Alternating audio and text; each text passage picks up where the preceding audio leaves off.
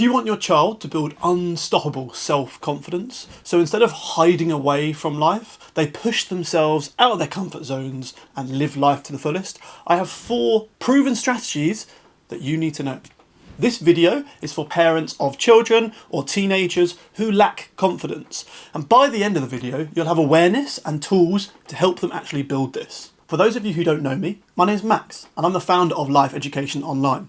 I've been teaching for over 13 years and have helped thousands of children and teenagers reach their full potential with my lessons and my sessions, and I'm here to share some of those teachings with you. If you find this content helpful, then I urge you to subscribe because I'll be frequently posting helpful content like this, and that way you'll be the first to hear about it. I believe that self-confidence is probably one of the most important skills that you can build in your child so that they live a happy and fulfilling life, and so that they achieve what they want. It gives them the courage to be themselves and feel good about it, to speak to new people, to try new things, to bounce back from setbacks. If your child believes in their abilities, then they'll be more resilient and independent and better able to handle life's challenges. So it's not just about boosting their mood today, it's about developing a skill that's going to be essential for all areas of their future life. Now, children could show low self-confidence for a number of different reasons. Often it's because they're comparing themselves to other people, so their peers or their family. It could be from unrealistic expectations from teachers, family members, friends, or from difficult life experiences like bullying or struggling in school, or it could be because of the way they speak to themselves, the negative self-talk. Now, although there's lots of different reasons, the crucial thing is to know is that they can develop skills that will help them build this back up. So you can help them develop these skills so that they build their self-confidence back up and thrive.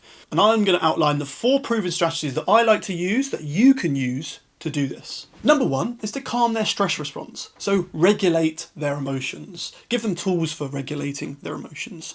Parents and teachers often overlook the impact that emotions and feelings have on someone betraying confidence, someone showing confidence. But this is the main reason why people don't show confidence. Think about yourself. Think about situations where you don't feel confident in. And it might be to do with you thinking you lack the ability, but often it's because we're worried or we're anxious about how we might come across. We're worried or we're anxious about how we might do. If you show them how to calm and ground themselves, then their minds will be less focused on trying to protect them and more rational about showing confidence. It's often this worry, this anxiety, this negative feeling that is preventing them from showing confidence. So if we ground and reset, then we're more likely to behave how we want to behave. Now, a really good tool for doing this is just a simple breath work technique. So, for instance, you could use the physiological sigh. Long breath in, short breath in, sigh. Just simple. 3 times and it will reset and ground themselves so that they're able to show confidence and feel less anxious about doing so. There are plenty of other breathwork and grounding techniques that you could use, and I'll put some in the description below, but that is a good one to get them started. It's a very easy one to get them started. Now, the key here is to practice it with them when they don't really need to do it first. So practice it with them when they're already in a calm, positive state. Practice, practice, practice, and then get them to apply it to a stressful situation. It's only when they apply it to a stressful situation where that skill will actually start to become a habit. Number 2 is to help them notice and challenge negative self-talk. One of the biggest barriers preventing somebody, so adults, teenagers and children, from doing something or something they want to do is the negative self-talk, that inner critic that they have. This could be a thought which then prevents them from doing something.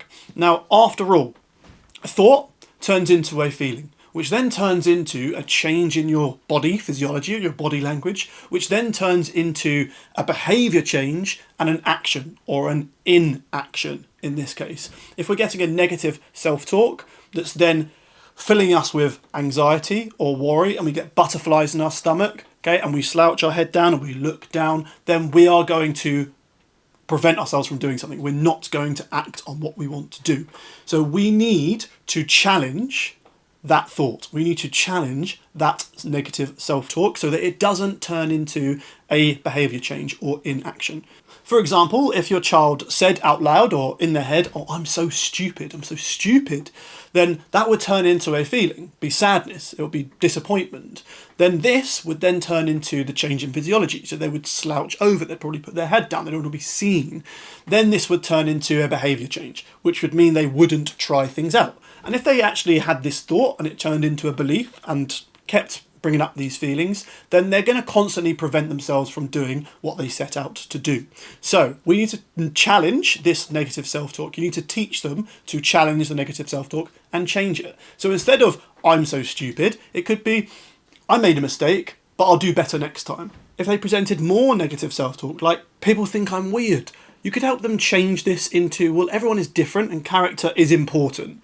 Or if they say to themselves, "I'm an anxious person, I'm an unconfident person," you could change this into, "Well, I feel anxiety, which is normal, and I can do something to calm me down before I try." Teach them how to challenge and change their negative self-talk will directly impact whether they show confidence or not. Because that thought, that talk, that how they speak to themselves will change how they behave and the actions they take. So make sure you're listening out to how they're speaking to themselves and model yourself doing this too. Model yourself using a more positive talk about yourself so that they start doing it too. Number 3 is to encourage independence through small challenges.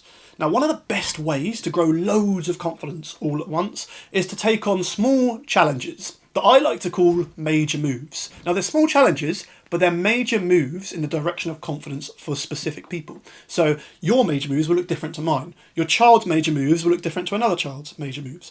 It's specific to them. But all of these major moves will build confidence in some way. After all, confidence is built through action. We can talk about confidence all day. You can talk about being confident all day to your children. But unless they actually do something, unless they take action, then they're not going to really grow that confidence or real world confidence. Some examples of major moves or small challenges that you could set them or that they could take on independently are talking to somebody new, asking somebody a question or asking a question in class, asking their teacher for help if they need it, joining a sports team, auditioning for a performance, entering a competition, taking on a creative project. All of these things are major moves. And as you might be able to tell, some of them might not seem like massive moves, but they are to them. If they really lack confidence, if their confidence is really low, then speaking to somebody new or even simply asking a question in class might be massive for them. But for your child, it might be entering a competition if you really want to push their confidence, or taking on an audition or something like that. That would be a massive boost in their confidence. Now, the key here is not to celebrate the outcome. The key here is to celebrate the effort and the confidence shown doing that. Because if you're praising the effort and the confidence shown doing that, then they're going to do more of that. They're going to push themselves towards that effort and that confidence. They're not going to push themselves towards the outcome. Number 4 is to use the 3R framework. Reflect, reframe, reinforce. Much of how young people feel about an event, so how confident they feel about a situation or something that's happened or something that's coming up, is down to how they perceive it, so their perspective on it. So you can make sure that their perspective is a positive one by following the 3R framework. Number 1 is to reflect on the situation and the feelings that came with it. Not ignoring the feelings that came with it, even if they are negative ones. Now, this is really important because this will build emotional tolerance. This will help your child to become comfortable with feeling uncomfortable. Lots of building confidence is about feeling discomfort and being okay with that. So helping to reflect on their situation. So what happened? How well did it go? How well didn't it go? What feelings did you get with it? That will build up their emotional tolerance for the next time they take on a challenge. Number 2 is reframe. So how has the situation helped you out in some way? What traits has it developed, even if it didn't go to plan? Are you now more brave? Are you now more courageous? Are you now more determined to actually succeed? Are you now more hardworking? Are you now more confident because of that big step that you took? Every situation, whether the outcome was good or the outcome was bad, can be reframed into a more positive light. So it's really important to reframe how your child or your teenager sees situations so that they perceive it as a positive one. And then number 3 is to reinforce. So how can they use their newly boosted traits, bravery, courage, confidence, determination, hard work, how can they use that in future situations? What situations can they put themselves in now to test these even further? So the 3R framework, reflect, reframe, and reinforce, are going to be really good for helping them push themselves out of their comfort zones next time. If your child masters those 4 strategies, so calming their stress response, challenging negative self-talk, taking on independent small challenges, and using the 3R framework, then they will build confidence in their life, and they will start to show more self-confidence in all areas of their life. But as a parent, it can be really tricky to have these conversations with your child or with your teenager because you're asking them to improve in some way or improve an aspect of themselves, and you just want them to feel loved. To help, I've created an easy to follow practical parent guide called Self-Confidence Conversation Starters, which includes scripts, prompts, questions, and mini exercises to grow the habits I've talked about in this video in your child. Click the link in the description below to grab your copy. And if you found this content helpful and you'd like to see more videos like it, subscribe so you're notified of when my new content drops. Please also like the video. This gives me feedback that the content was useful and helps me grow the channel and keep creating videos like this.